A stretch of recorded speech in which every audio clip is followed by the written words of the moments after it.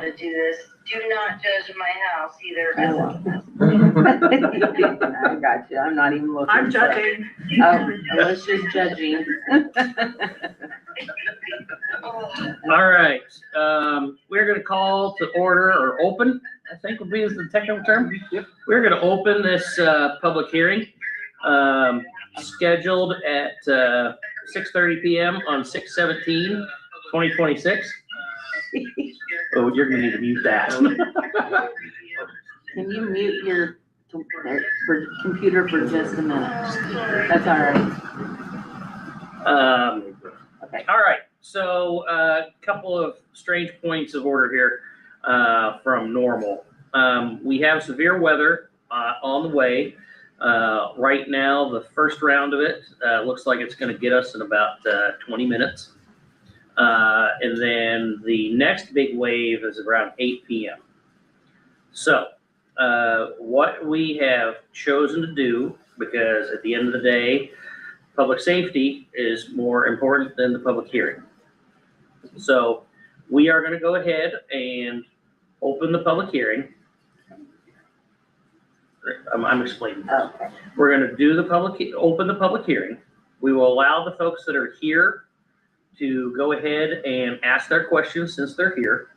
At that, when we're done with any of the comment that is taking place in person, we are going to pause this meeting, and then we are going to continue it at the beginning of our public meeting that is scheduled tomorrow at 7 p.m. That way, anyone that was concerned that they didn't want to come out in the weather will still have an opportunity to address and ask their questions. And then after we conclude that, tomorrow we will begin our normal meeting as scheduled. Everybody clear? Because we want to make sure that everybody has a chance to talk and that everybody has a chance to be safe. All right? So will those still be public comment then tomorrow for this? Correct. We're going to continue it just in case people didn't come out because of the weather. We want to make sure they're safe and we still have plenty of opportunity. All right. So at this time, I'm going to officially open the public hearing, and we are going to have a roll call. Chad Blake. Present in person. Lindsay Washmuth. Here. Christy Washmuth. Or no. Or Workman. We're not married. Say that again. On video. All right. All right. I'll call you right back. Okay. As stated, this is a public hearing. This is a public hearing for the water rate increase. The information was covered at our last regularly scheduled meeting, and this is the required public meeting for that. So at this time, I would like to ask Dan or Jared to come up to the podium and cover the details of the water rate increase, and then we will open up to the public for questions. Oh, actually, before we do that, we will pause and do the Pledge of Allegiance. I pledge allegiance to the flag of the United States of America and to the republic for which it stands, one nation, under God, indivisible, with liberty and justice for all. All right. Now, if Jared would like to come up and cover the information, then we can open up for questions while I monitor the weather. Good evening, Jared Hall, OW Cronin Associates, financial advisors for the town of Lapel. So, just brief, last meeting, as Mr. President explained, we were here and presented findings from our rate study.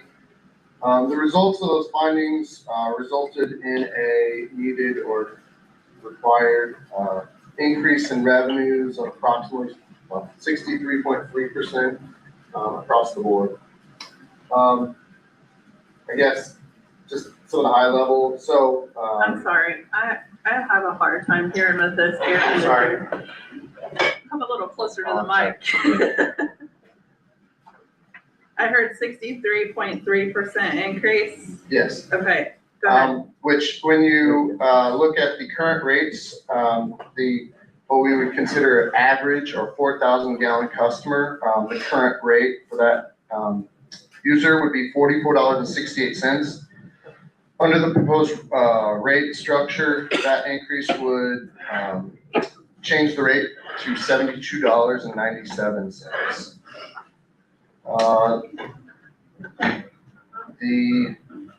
I think the ordinance that has been prepared would have these rates go effective immediately upon adoption, if the council was to adopt the rate ordinance. Anything else specific? I mean, No, I think that covers the important details as far as the rate. I will go into a little more detail on what got us to this point. In January, we began the process of exploring feasibility for grants, special reduced rate funding, anything possible to do additional upgrades to our water system. During that time, during a review by Jared and his team at Crohn's, an error was discovered with one of our commercial customers. Upon thorough review of that, we figured out the what and how this happened. And the rate increase that we're talking about today is not for any repairs, expansions, changes to the systems.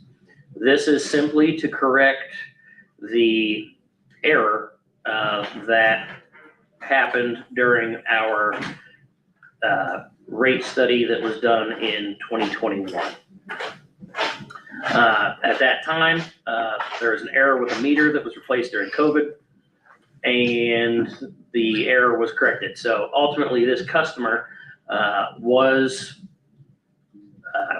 supplementing the revenue of the town's water system, which artificially lowered the consumer's water rate and placed a greater burden on them. This rate increase is simply to cover the shortfall in funds that we are still required to have based on state law for municipal utility to break even and maintain the same income levels that we had before the error was discovered. Does that make sense to everybody? All right. Very good. So at this point, we'll open it up to public for anybody that has questions. Yep. Camera's chopping my puppy off tonight. That's interesting.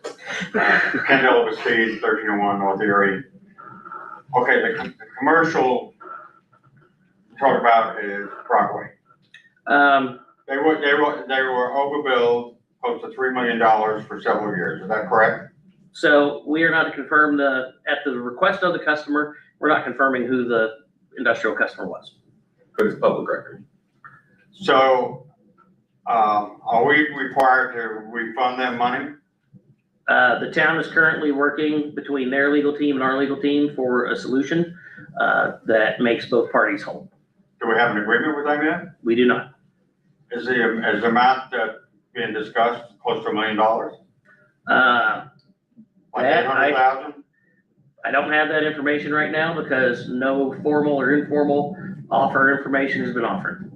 So when the last rate increase went through, the error was not found. How much money were we short then? I know at one meeting it was mentioned like almost 500,000. Is it more like $1 million? At the previous rate increase? Yeah. I don't know that information right now. So who has the information? The information as to the shortage in Yeah. 2021? Well, how much is owed? I mean, how much was the shortfall? And what's the? Well, the rate increase in 2021 was not for a shortfall. It was, we were simply not meeting our operational because they increase in costs. But the revenues that you received, Oh, I'm sorry, and we had the water project at the time. Yeah. the So, revenues you received was less than you anticipated though, is that correct? in 2021? Yeah. No, our revenues since 2021 have been in line with what the rate increase required Okay. in 2021. Okay.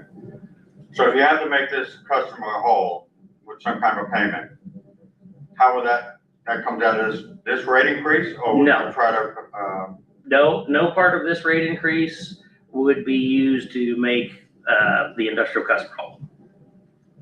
when do you think this will be finalized? We are at the mercy of their legal team right now, and our legal team is in communication with them every couple weeks. So we had a 24% increase a few years ago. Now we have 63%.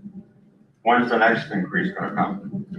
Next increase would be at whether we're doing a water project or any other need hits the system that would require us to do a rate increase. So I mean, that could be within another couple of years. Theoretically, yes. When do you hope to provide more information on the negotiations with the customer? Right now, that is being controlled by the customer. Thank you.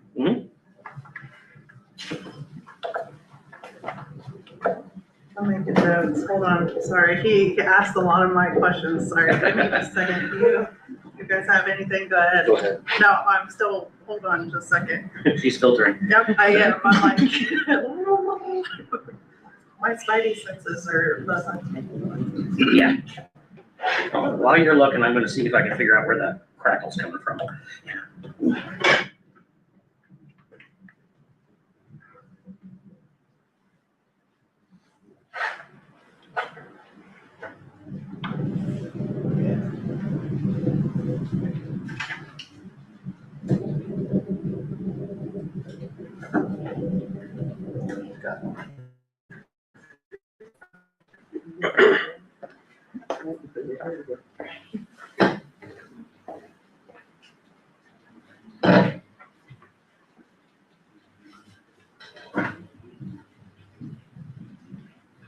Better.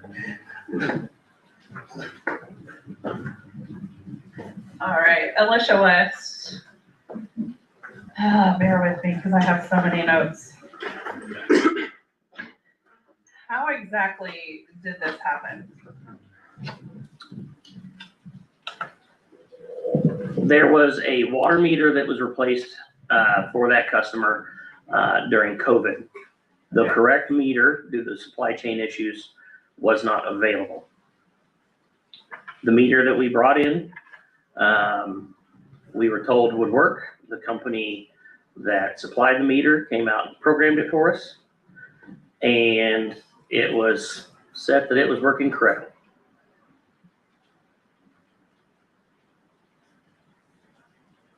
So because the meter wasn't working correctly, this ended up being a billing error because the information relayed from the meter was being billed incorrectly? So in the meters, so your personal meter at home, when it comes into the system tells it, so if it goes, if your reading last month was 39 and your reading this month was 49, that means you used 1,000 gallons. No? I'm sorry. Go for it, Teresa. Explain how the meters work. Okay, can you hear me? Oh, I turned them all down.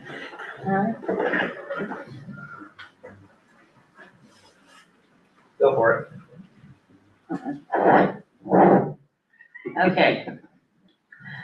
All right, so when you get billed and you get your bill and it shows you use 39, that means you use 3,900.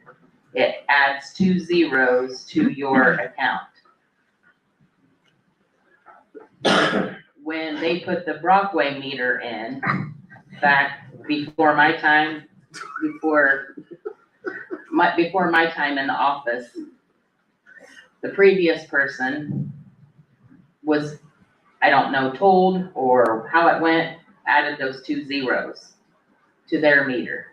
That's how the billing error happened. When I come into office, I was the only one there. I just followed, had never been trained in billing, I just followed the process of what had been done prior. So.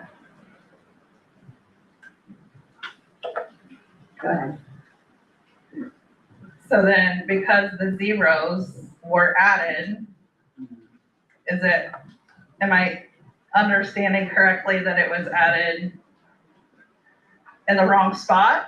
Yes, That particular meter, they were designed to go in the front. and Not they the were back. put in the back. Aye. Mhm.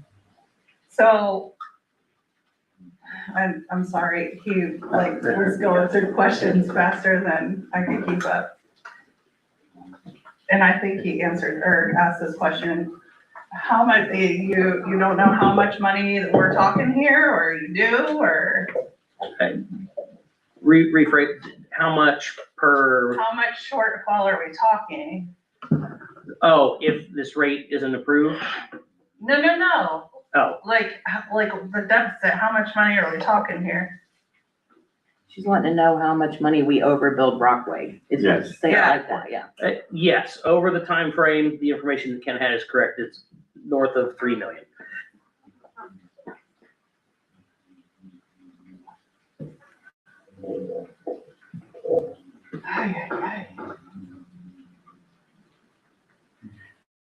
So walk me through how this equates to a 63.3% increase for all residents. Absolutely.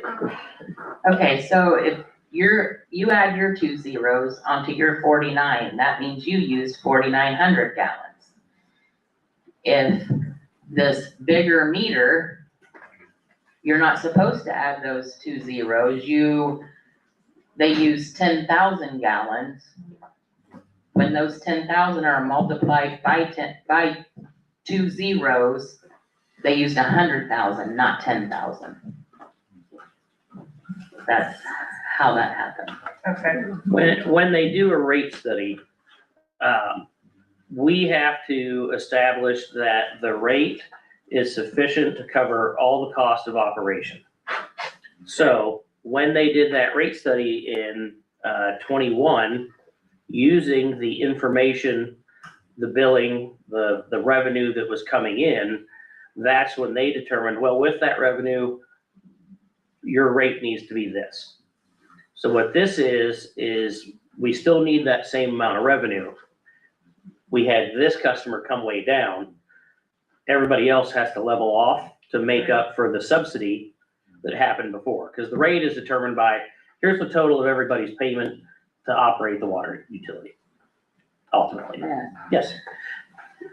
So in 2021, when they did the rate study for our water project, if that would have been caught from when that was put in 2020, then your water would have went up in Yeah. 2021 Right. instead of now. right. It would have went up that much to cover, because all we're doing now is covering The deficit. those bonds that we got in. By state law, you have to be able to cover those. You can't run a utility in the red. Right. As we heard. Our mother. So the 63%, the revenue was to pay the bonds, Not, partly? Jared, if you would mind, Yeah, I can maybe. if you can I'll clarify. dive a little more into it here. Okay. So, Sure. yeah. Share. I mean, I can talk for days, but, so effectively what has happened, we looked at 2025 as our test year. So test year, that's our baseline. We went through, the water utility was bringing in, let's see, $1.5 million. That's what they brought in, cash, from the residents, from Brockway, all their customers, $1.5 million. And that was sufficient to cover operations, debt service, allowances for repair and maintenance, depreciation, all the revenue requirements that are required of utility to run.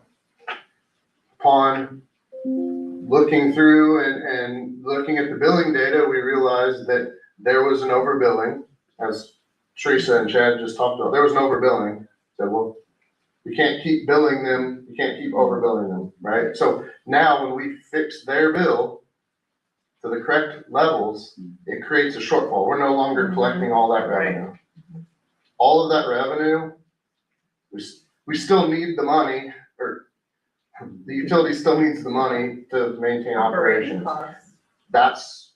We're just getting us back to where we were. Right. There's no above, I mean, it's probably even less, because where there was a little more allowance in some of the things like depreciation and stuff, like, obviously the goal is to minimize the impact as much as possible, right? So not only do we generate more revenue, we reevaluated the revenue requirements and lowered those so that it's not a greater rate increase, 70, 75, 80. So does that give you a little more context? So, Yeah. So, and you may have to say that again. No, I'm teasing. So going forward, what steps are the utilities taking to control its internal operating costs before passing the costs off to the ratepayers? And what's our checks and balances at this juncture?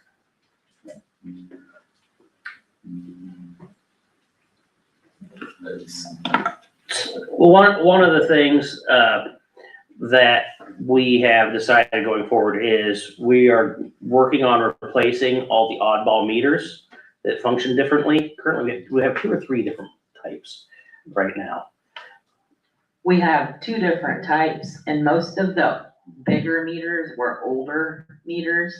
So like, we just ordered one, I don't know if we've gotten it yet, to put in the high school. I remember. These new ones that we're getting, they're Neptune meters. Right. And they will actually ping every 15 minutes to an app on the computer. But what are we doing as far as to ensure billing errors? And I mean, I know that you can only do so much with what the information you're given, but can you touch base on what you've done for billing errors and how the steps you've taken to learn and create, just checks and balances to make sure that don't happen again? I mean, I know one thing that we have done is we have worked with Teresa and thoroughly gone through the billing, how it works, make sure she's fully informed on how to test bills. We've tested a lot of large customers, because obviously when this happened, we went, uh-oh. I mean, Right. how far does this spread? And so, Right. I mean, we've gone through with Teresa and tested bills, make sure. One thing that we talked about doing is when new rates go into place, when you do your first round of bills, go through and even if you're just spot checking, like there's different breakpoints and things like that, but obviously the large customers, make significant, little changes to them, like Teresa was alluding to, you add a 0 to your bill, it's a $1,000 or $10,000 change. When you add a 0 to Brockway, it's a million gallons, because they're working at 100,000. Add a 0, it becomes a million, right? So a lot more volatility. So we have worked with Teresa and her office and all that to make sure frankly, to be more hyper-focused on those things, like. And we've also worked with our software company as well too. I mean, we've had a couple meetings with them. They went in, they're not responsible for anything that goes wrong, but even with them, if the spot testing, and I believe this, if learning how to calculate the rates correctly would have been done, like when a new one went in, it would have been caught. I never had to do that until we got the new wastewater, and I had to go in and do it with the wastewater. And then we find this, and I'll be honest, when I misunderstood reading the rates and how they work. I didn't know, had never had to deal with it before, which it's been great. Jared and Michelle both have worked with me. Jared's more of doing that kind of stuff with me, but a lot of a lot of places have like a base rate, and then you add on top of that amount. Ours is not set up that way, but it was read that way. They used to do it that way, but then when they changed and did like another increase, then it wasn't done that way. Okay, So, I appreciate that information, thank you. And then, yeah, Oh, hold on, we have a, go ahead, Christie. I'm sorry, I just wanted to mention too, Teresa does a high usage report every month when the meter readings come in. If there's any that fall between a certain amount more than what they typically are, they print out on a report, and she goes through that report, and if it's a substantial increase, she sends the utility guys out to do a deep dive to make sure they're looking at the meter and there's no meter malfunctions, and they don't see anything obvious that would be causing the problem and that kind of thing too. Just to kind of like double, triple check, as another stopgap measure to make sure that, you know, nothing gets by, you know, month after month with the high billing. I appreciate that, thank you.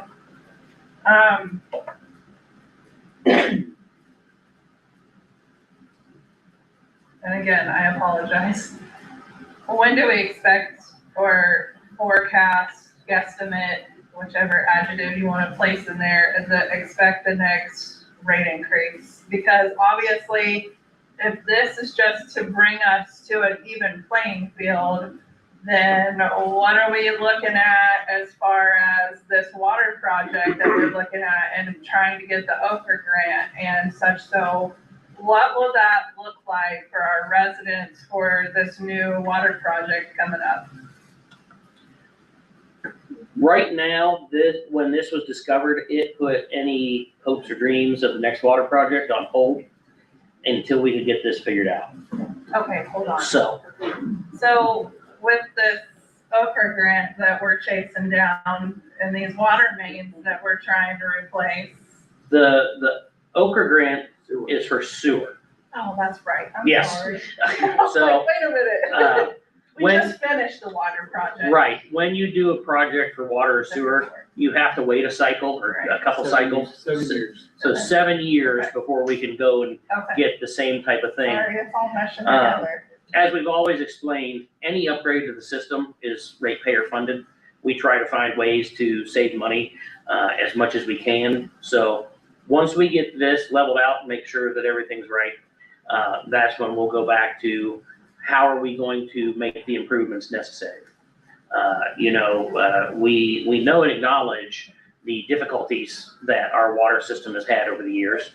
Knock on wood, we've had a long period of success where we haven't had groundwater issues. I don't want to jinx it or let lightning strike me with the storm rolling through.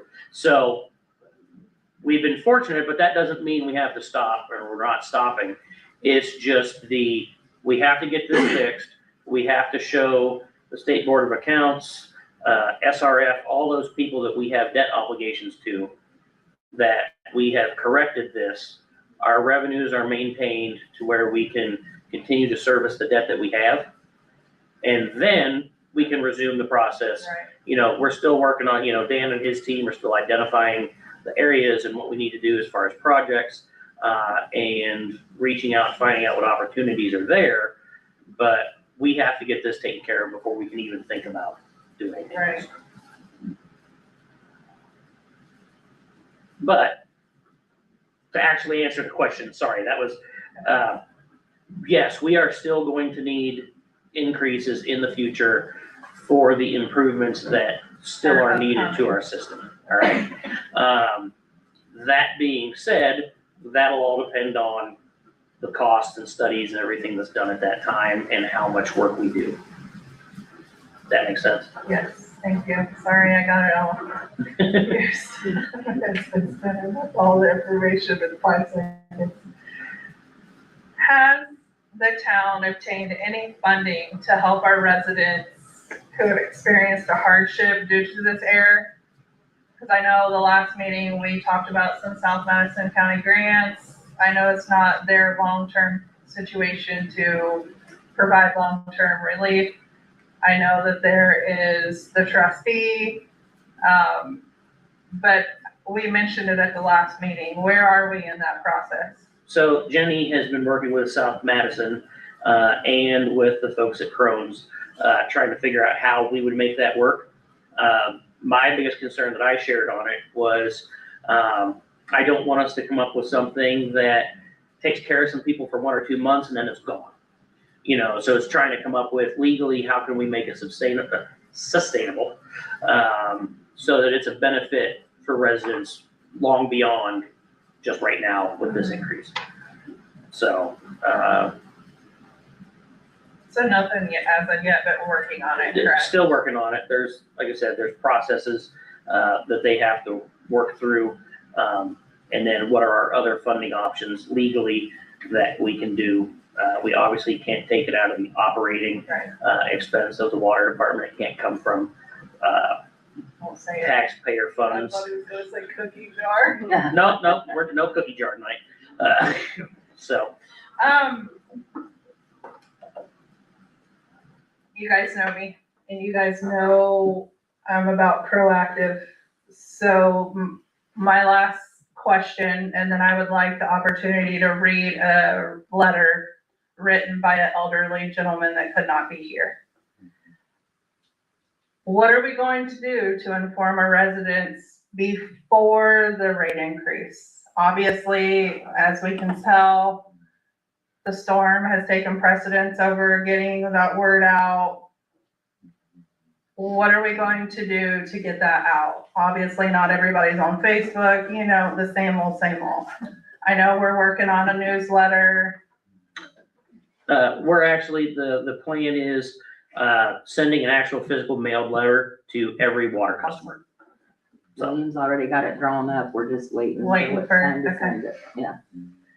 Now, I am going to apologize to this family because I am so gonna mispronounce this elderly gentleman's last name. Yarger.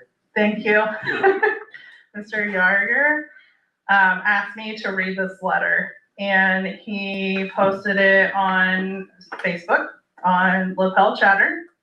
And let me see if I can find it. I just had it pulled up.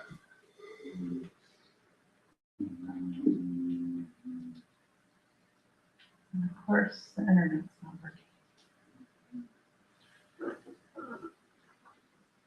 working. Keep in mind that I don't think a lot of people understood this because they weren't at the last meeting and didn't hear or watch the videos previously. But this letter says, "Good evening, council members and neighbors. My name is Lowell Yarger, and I'm here tonight to talk about the proposed water rate increase and what it means for people like me, a senior citizen living on a fixed income. Now, I understand that water systems need maintenance. Pipes don't magically repair themselves. Treatment plants need upgrades, and everything costs more than it used to. I get that. We all get that. What I don't think everyone understands is that when you're retired, living on a fixed income, you don't get a raise every time prices go up. When the cost of water goes up, my Social Security check doesn't suddenly get bigger. My pension doesn't magically grow. There's no boss I can go to and say, hey, since my water bill is increasing, can I get a few extra dollars this week? Retirement doesn't work that way. For many seniors, every dollar already has a job. We budget for groceries, medications, utilities, property taxes, insurance, and all the other expenses that seem to rise every year. We sit at a kitchen table and make decisions about what can wait until next month, and that's what worries me. Water isn't a luxury. It's not cable television. It's not eating out at a restaurant. It's not something we can simply decide to use less of once we reach a certain point. Everyone needs clean water to drink, cook, bathe, wash clothes, and stay healthy. Sometimes it feels like the answer to every budget problem is, let's just raise the rates. Need more money? Raise the rates. Need a project funded? Raise the rates. Need additional revenue? Raise the rates. At this point, I half expect someone to suggest charging us by the flush and calling it a conservation program. A little humor aside, this is a serious issue. Many seniors are already choosing between necessities. Rising costs have hit us from every direction. Food costs more, electricity costs more, insurance costs more, property taxes have gone up, prescription costs continue to climb. The reality is that another increase, even if it seems small on paper, can be the tipping point for someone living paycheck to paycheck. So if rates must increase, I would ask the council to consider ways to protect the most vulnerable residents, especially seniors. One idea is a senior utility discount program based on age and income. Many communities already offer reduced rates for low-income seniors. If we provide discounts for other services, surely we can find ways to help people afford something as essential as water. Another option would be water affordability credit, funded through a small percentage of system revenues or grants. This could provide assistance directly to seniors who are struggling with utility costs. And now, let me offer a few ideas that may be a little outside of the box. First, what about creating a volunteer credit program? Seniors who are able could volunteer at community events, parks, libraries, or town projects and receive credits towards their utility bill. Many retirees still want to contribute. This would give them meaningful opportunity while helping offset costs. Second, consider establishing a community utility assistance program. Local businesses, civic organizations, and even residents who wish to contribute could donate to help seniors facing financial hardship. We already rally together during emergencies. Why not help our neighbors stay current on essential utilities? Third, what about a roundup program? Customers could voluntarily round their monthly bills up to the nearest dollar. Those extra cents could go into a dedicated fund specifically for senior utility assistance. A few cents for many households can make a difference.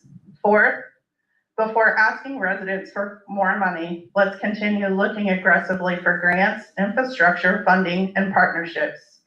Every dollar found everywhere is one less dollar that has to come out of a retiree's pocket. What seniors need most is to know that we're being considered in these decisions. Many of us spent decades working, paying taxes, raising families, volunteering, and helping build this community. Asking for special treatment, we're asking for behind every bill is a person. For some residents, a rate increase may be an inconvenience. For others, it may mean skipping a prescription refill, putting off a doctor's visit, or cutting back on groceries. Those are not choices anyone should have to make because they need water. I urge this council to carefully consider the impact of an increase and put meaningful protections in place for seniors and others living on a fixed income. Because while water may be essential for life, so is compassion. Thank you for your time. Thank you. All right. Anyone else here like to come up and speak? And again, reminder, actually I want to go ahead and let everybody know that we will stop the meeting tonight at 7:45. We're about 8:05 to 8:15 is when the rough section is supposed to get to us of the weather. So we want to give everybody an opportunity to get home safely. And we will continue this at the beginning of our meeting tomorrow at 7. All right. Anybody else that'd like to come up and speak? Sorry it took so long. Yeah, I don't know. I'm not breathing. There's none of them are on, so it's just deciding to be staticky on its own. Okay. Anybody else like to get up and speak? All right, well, then we might be out of here. Oh, yes, hello.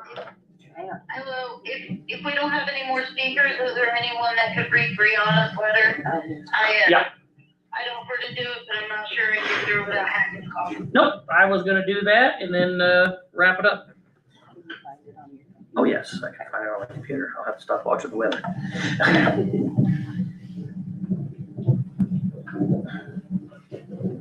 All right. Before we wrap up here, we did receive a letter from another citizen that couldn't be here tonight concerning this.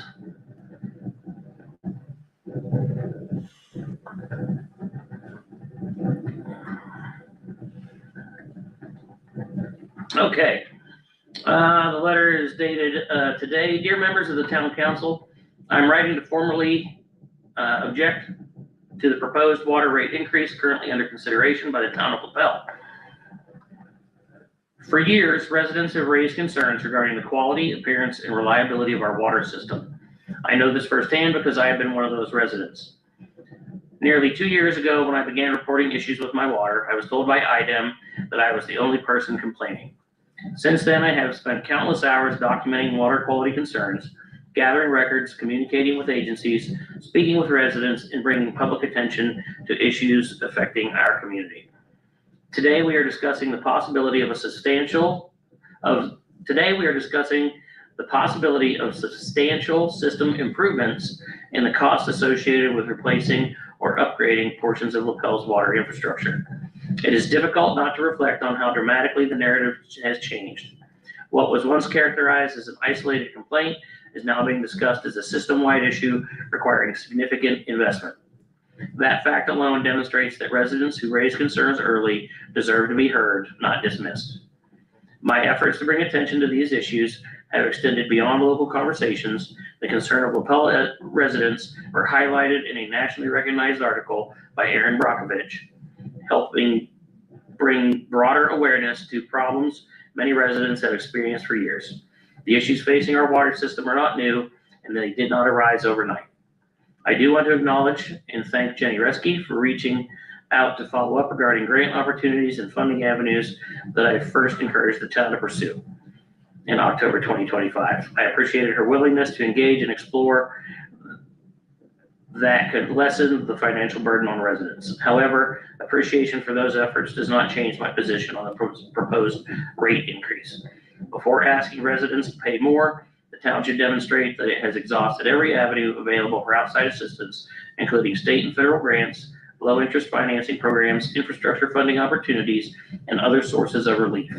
Residents who have endured discolored, questionable, and at times unusable water for years should not be the first source of funding when alternative resources may be available. Many residents have already paid a price through years of frustration, inconvenience, loss of confidence in the water coming from their taps. Asking those same residents to bear additional costs before every possible funding opportunity has been pursued is premature and unfair. I respectfully request that the town delay consideration of any water rate increase until 1, all available grant and funding opportunities have been thoroughly explored and publicly reported, including but not limited to the ones Ms. Reske agreed to discuss with her in the near future. 2, residents are provided transparent accounting of the causes of needed improvements and the efforts undertaken to secure outside funding. 3, the town demonstrates the rate increase is truly necessary after all of the reasonable alternatives have been exhausted. The residents of Lapel deserve accountability, transparency, and a commitment to pursuing every possible source of assistance before being asked to shoulder additional financial burdens. And then there's a link that was included here to the Aaron Brockovich article. Thank you for your consideration. Respectfully,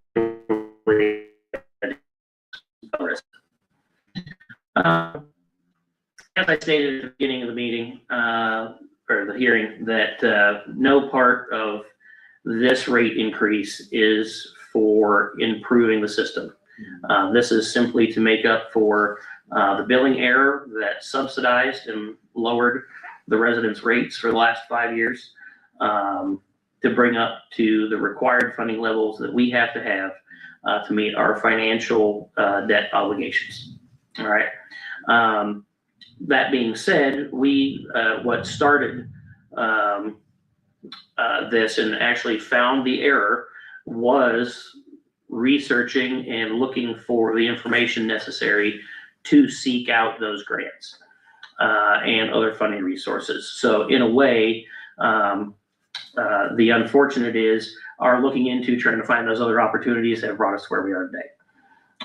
But as a town and as a system, for water, we will be better off in the long run, once we can, get to the point that we are exercising those avenues, for grants and other funding sources.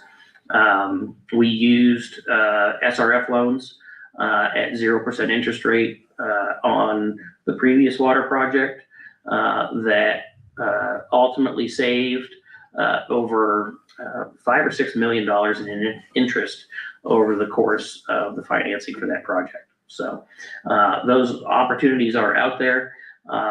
In addition to, they may provide, depending on the need, debt forgiveness to where, you may have, an interest rate and they forgive part of it. So all things that we want to look at, all things that Dan and his team and Jared and his team, work together to try to find for us, so that we can, get the improvements that we need, and maintain the lowest rate possible. Anybody else, anything? Yes, Mr. Dennis. Do I need to go up there? If you could, that way the microphone can get it, just push the button, it should light up green. Okay. There you go. Got it. Okay. Dennis Hayes, I just had a couple follow-up questions. Sure. So if I understand correctly, this billing mishap started in 21, correct? When the meter was changed? Correct. Okay. 2020 is when the meter was. Oh, changed. 2020, I'm Yeah. sorry. Okay. Yeah. So, and if I understand correctly, we're talking about a 3 million-ish error, correct? Correct. Okay. So 6 years, that's, simple math, that's $500,000 a year. At no point in time, was there any red flags raised that were, I don't know, what, do we know what the average annual revenue is for the water department? Mr. Jared, you know that? What's our average annual revenue? Well, it's like 1.5 million was the test year, like. Okay, so last couple of years. 1.5 million. So at no point in time did we raise a red flag that, wait a minute, our revenue just went up 25% for no reason? In that 6-year window? I would say, You're not following? I follow. It's, And I know we had someone directly over utilities specifically at that time, so the exact details are fuzzy, but like, we were not metered. That water was not metered. Their meter was not working. Yeah, so we weren't getting any money at all. So when we got this new meter, that corrected the problem so we could actually measure and bill them. So we didn't, previous that we didn't know how much they were using. Right. Right. Because It was the quite a meter was surprise billed. when we saw how much they were using as well, but. Well, I guess that's a lot. Yeah, but that's why why it wasn't shocking to see like, oh, that's a big difference, because we were expecting. I was just trying to understand how, if we've got $1.5 million income in a year, and then overnight, like a light switch, we get another $500,000, rolling into our cookie jar. That's like willful. that's, Teresa's got you on this one. Just 2025 was only the test year. It had happened every year previous up to when that new meter was put in July of 2020. Okay. They just do a test year to see if we need a rate increase, and that's your job, I don't do the rate studies. But it wasn't like in 2025, all of a sudden we had a $1.5 million increase in revenue. Okay. We had low revenue back 2020 and before because that meter was not working. That makes sense. I was just Yeah. trying to figure out how, I knew what you were trying one to year say. we get an extra $500,000 and the light meters work. Right. Nobody questioned it. Yeah. And it was an odd timing because it was fixed in 2020. And then we did the rate study and increase for the project in 2021. So it it just And that kind may of be why they didn't melded catch that. together and could be why it wasn't noticed, because it only had a couple of months before the rate increased. Okay. So So, I guess following up kind of with, we'll go a little bit different direction here. So with that being said, I understand, I'm clear on this. So moving forward with this rate increase, this increase has nothing to do with improvements. It just brings back where it's we need to be to correct. keep operation. Yep. Do we have any idea how much of an increase we're gonna need 2-3 years in the future on top of this huge increase to, I mean, are we gonna be having the same conversation 2 years down the road and saying, well, we need to raise another 60%? That would all depend on if we're gonna do a project or if the cost of operating the water utility goes up. So, as stated by law, a municipally owned utility can't run in the red. So we would have to evaluate, are we doing a project to repair another section? Most of our water lines, this is Dan, how much of our water lines have we replaced? What's the percentage? We've got, well, the project is about 20%. So you've done about 20%. We've done about 20% of our water lines. That means 80-ish% of our system is 60 years old. Yeah, that doesn't sound good. So it's all gonna have to be replaced. We have to do it in an order that, based on our engineers and their reviews and studies, that we meet the critical needs, replace the most affected sections, in an order that doesn't just, well, hey, tomorrow you wake up and your water bill's $300, Well, because we're trying to do it all at once. That's my concern. If 2 years from now, we decide, well, we've only got 20% of the customers upgraded, we need to do another 20%, and we have this conversation in 2 years, and we're gonna, everybody's bill on average is gonna be $500 a month. But where's the breaking point where we as a group decide that this is not sustainable? And that is the biggest problem with a private municipally owned utility, is we have to maintain the system and our residents have to absorb the cost because all improvements are ratepayer funded. Okay. Where if you had a larger name municipal or private company, they have hundreds of thousands of people, they can spread their rate increase out across for their improvements. So we have to walk a very fine line of making sure that we're keeping up with the system. One of the issues that we ran into back in 2021 is nothing had been done with the system for decades. There was a firm belief that previous folks wanted to make sure that Lapel had the lowest property taxes and utility rates in Madison County for their residents. And it's caught up with us. I understand. So that's the unfortunate part. So it will depend on engineering reports and all of those things of, this is wholly critical. This is what the project will be for the wholly critical. And that's how we'll have to address it. Or, if it's not this year, next year, 2 years from now, 3 years from now, it's the system's not getting better on its own. So we're trying to find the ways to manage it, mitigate the issues the best we can. I understand. The last question I have is there any ordinance or anything preventing a private individual from just drilling their own well and getting off of the city water? If they'd like to do so. So that all depends. There's town ordinances depending on the zoning of the property. And then there's also county level when it comes to wells and septic and things like that. Well, not septic, just a well. Well, right, but the rules kind of go with both. Okay. And have a fun conversation with those folks at the county health department sometime. So that would be something that would have to be addressed with the county?